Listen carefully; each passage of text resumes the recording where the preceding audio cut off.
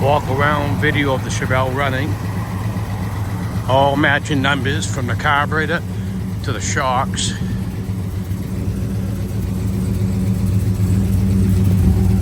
Well, the shocks are re-new, but they're correct for the car. This car has been taken apart nut to bolt. Documents, big folders, CDs on the restoration, taken apart, much more. All original panels, matching numbers throughout with build sheet. Absolutely masterpiece. You can shave in this paint. Just came off over a 6-figure restoration, and it shows.